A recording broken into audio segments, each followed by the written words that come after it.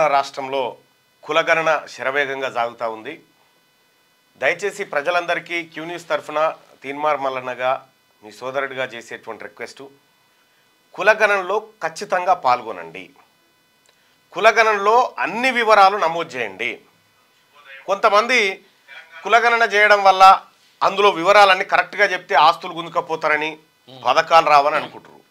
మీకేమి మీ దగ్గర ఏమున్నాయి ప్రభుత్వానికి తెలియదా? పాన్ కార్డు ఒక్కటి కొడితే మీ తాను ఏమున్నాయి అన్నీ తెలిసే. కాబట్టి ఇదేదో గుంజుకోవడానికో పథకాలు రద్దు చేసేటువంటి కార్యక్రమం కాదు. 100% ఇది ప్రజలకు మంచి చేయాలని ప్రభుత్వం సంకల్పించినటువంటి కార్యక్రమం. దయచేసి అందరూ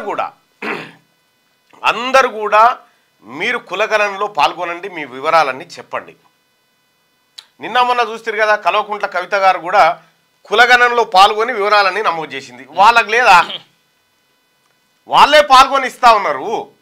మీరందరూ కూడా పాల్గొనాలి కదా. ముఖ్యమంత్రి గారు కులగణనలో పాల్గొనేటువంటి వీడియో కూడా ఏమైనా ఉంటే ఆయన పాల్గొనగానే మేము ముందు పెడతాం.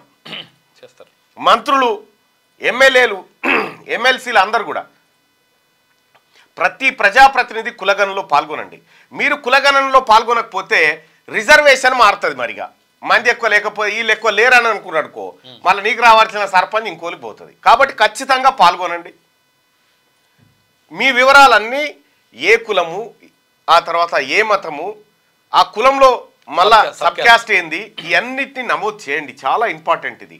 ఈ భారతదేశంలో ఎక్కడ జరగనటువంటి ఒక గొప్ప కార్యక్రమం 90 సంవత్సరాల తర్వాత ఈ తెలంగాణ గడ్డ మీద జరుగుతూ ఉంది.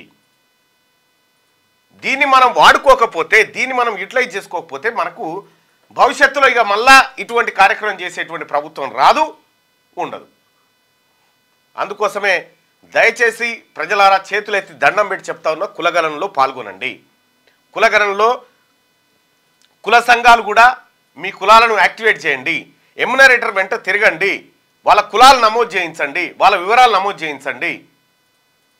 చాలా ఇక రకరకాల కుల సంఘాలు ఉన్నాయి. ఒక్కొక్క కులంలో 23 సంఘాలు, 24 సంఘాలు.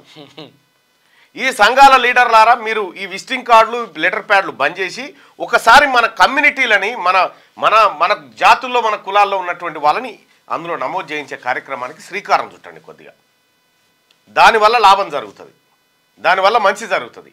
రాహుల్ గాంధీ గారు అదే చెప్తా ఉన్నాడు. జిత్నా ఆబాదీ ఉత్నా భాగీదారీ అని చెప్పి చెప్తా ఉన్నాడు. దయచేసి అది మనమందరం కూడా టెన్షన్గా పాటించాలి. అలాగే అధికారులు కూడా ఎప్పటికప్పుడు రివ్యూ నిర్వహించి ఎంతవరకు పని ముందుకు పోతా ఉంది, ఎంతవరకు జరుగుతూ ఉంది అనేటువంటి విషయాన్ని కూడా ఎప్పటికప్పుడు మీరు మానిటర్ చేయండి. ఎప్పటికప్పుడు మంత్రులు, ఎమ్మెల్యేలు కూడా మీరు మానిటరింగ్లో పాల్గొనండి.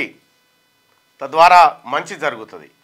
రాహుల్ గాంధీ గారి ఆశయం నిలబడాలంటే ఖచ్చితంగా ప్రతి కాంగ్రెస్ పార్టీ కార్యకర్త ఈ కార్యక్రమంలో చురుగ్గా పాల్గొనాలి. ఇది మన పిసిసి అధ్యక్షుడు మహేష్ కుమార్ గౌడ్ పదే పదే చెప్తున్నటువంటి మాట. సో కులగణనలో పాల్గొని మీరు ఉన్నారనే విషయాన్ని సమాజానికి తెలియజేయండి. అది చాలా ఇంపార్టెంట్.